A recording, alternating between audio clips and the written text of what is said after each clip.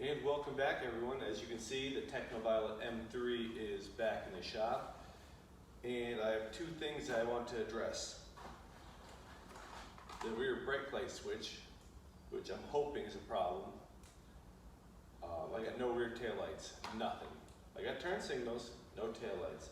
So I'm hoping it's this and not wires or anything like that, because if it's wires, I'm torching the car. I hate wiring.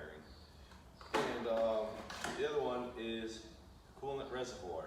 Mine is pissing out like crazy, and it's getting hot out, and even hotter. Don't feel like having that thing let go completely. That would suck. So let's get started on that.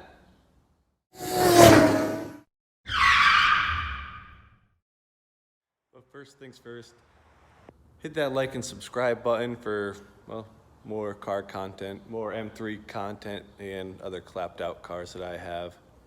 But yeah, much appreciate it. So on to this. So first thing I'm going to tackle is the brake light problem. This little brake light switch is underneath the pedal, and apparently that goes bad every now and again. It is a 23-year-old car, I think. What's 1998? I can't do math. I just drive them. But this is what it looks like. It should just plug right in the back. That goes like that, and every time you hit the brake pedal, whoop, that goes in, your brake lights come on. So I'm gonna swap this out, and hopefully we get some tail lightage. So to even get to that little switch, you're gonna have to take this panel out. So you got that little screw right there, and one right here.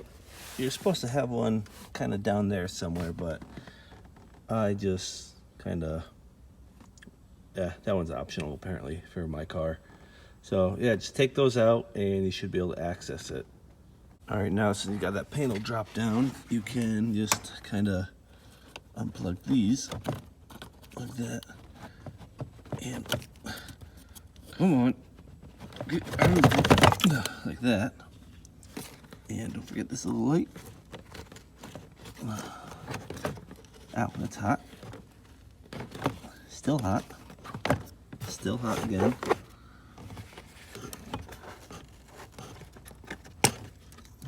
Should come out just like that. We're able to remove it if it was stuck under everything. Like that, gently.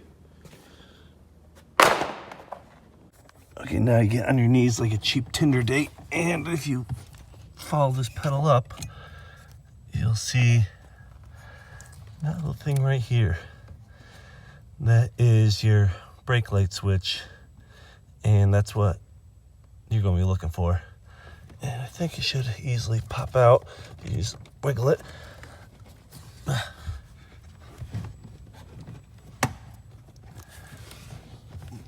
Come on. My big Sasquatch hands can't fit up in here, really. Come on, car. Work with me here. So after about 10 minutes, some bad words and some arm strength, I broke the tab and it came out. Usually I've seen these things disintegrate then come out.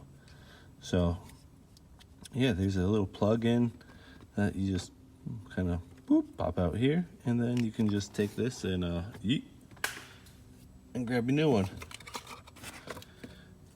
and like so. All right, now I plugged that back in like so. Don't mind that. That's just, I don't know what that's for. You can hold on. My back. Just kind of pop that back in place like so. No, come on. Oh, just like that, and it should stay. See how that kind of plunges down? So brakes on, brakes off, brakes on, brakes off. Let's see if the taillights work.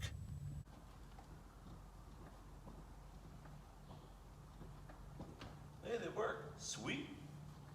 Now I'll just put that kick panel back in and I'll start on the coolant reservoir up front.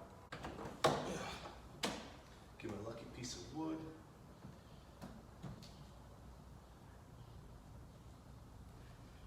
Another common problem with these E36s is these expansion tanks right here, or coolant reservoirs, whatever you want to call them. But I've seen them blow out before. They'll leave you stranded. Mine just leaks around the seal, as you can see, all of it just bubbling up right here. So that's what I will be replacing right now. All right, let's try to take this apart. Take out this bleeder screw. Put that somewhere safe, maybe. No, not here. I'll put it on the ground. Take the cap off. Oh yeah, there's some. This might get messy.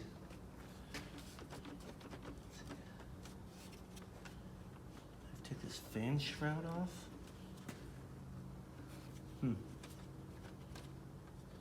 Okay, I just pop this off like so.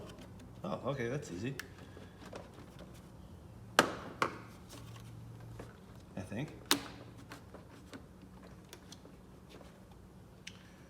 Ooh, it's one of those stupid little hose clamps.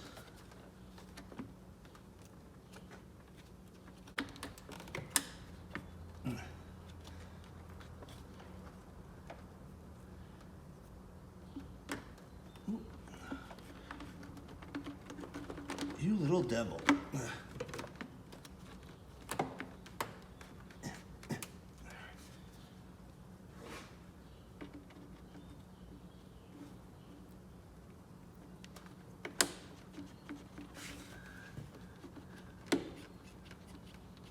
Come on.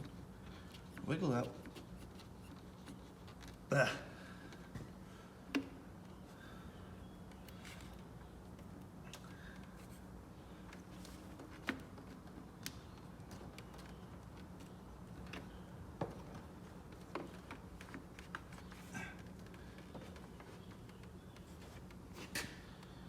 Maybe if I take off.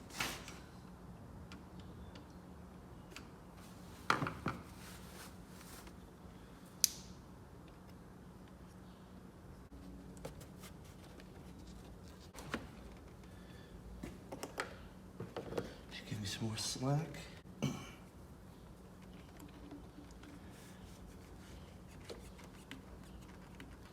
my God. These are the worst hose clamps ever. All right, no more games with this one. I hate these hose clamps. Did I get it? Oh yeah. Stupid hose clamps.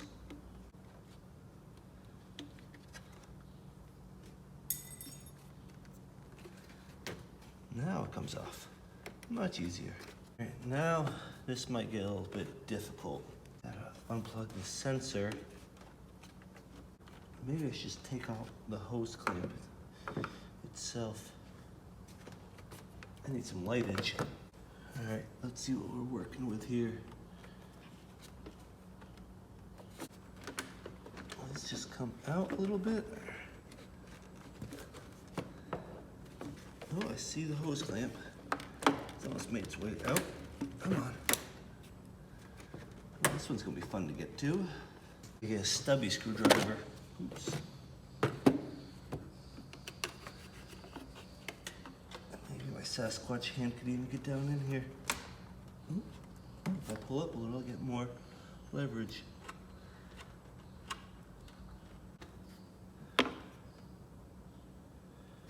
Hey, let's try that. Oh, yep, and there's all the coolant.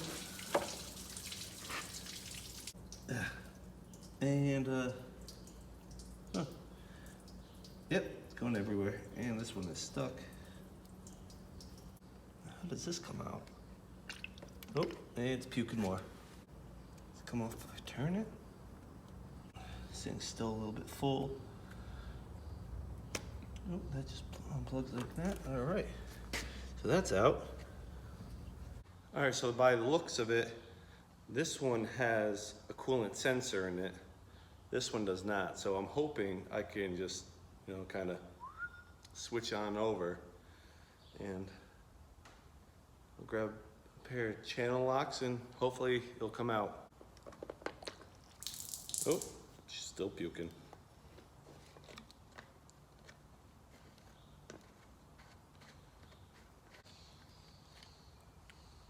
Ooh. This one's seen better days, huh? Maybe I should try to clean that up a bit. All right, that's all cleaned up now. Let's take off this one.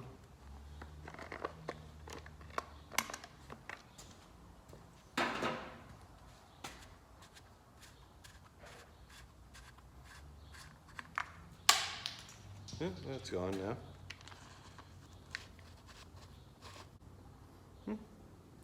It fits, perfect. Let's slap it back in the car. All right, I'm gonna plug this wire back in first. Just like that. Hopefully this hose will go back in pretty easy. I'll find out.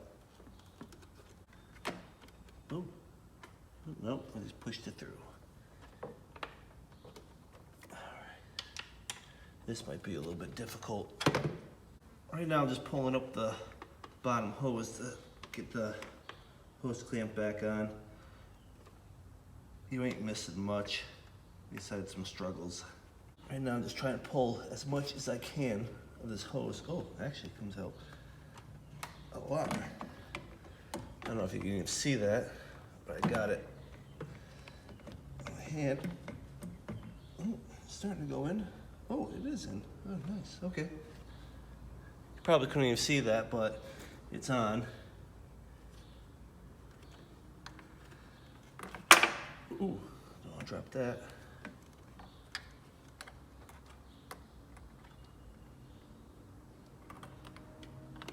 All right, now I gotta tighten.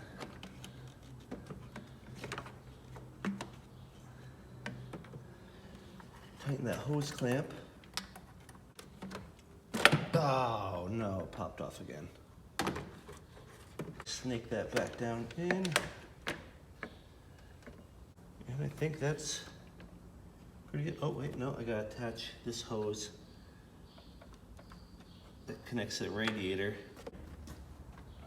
All right, I think that's actually all connected now. I guess now I could add coolant to it, so let's see how that goes. All right, I'm gonna take it for a test drive now, see if, the temperature gauge goes up or not, but I don't think it will. I think I bled it pretty well, and anyone that knows E36s on how much of a pain their whole bleeding process is, then you get where I'm coming from. So let's take it for a little rip. Right, so I just checked for leaks, and it's not leaking, so that's a good sign. Well, it's not leaking yet, so we'll see. Let's take this thing for a rip, and hopefully the temp gauge does not spike up a little. I swear I look at the temp gauge more than any other gauge in this car. Nothing yet. Give it all the RPMs.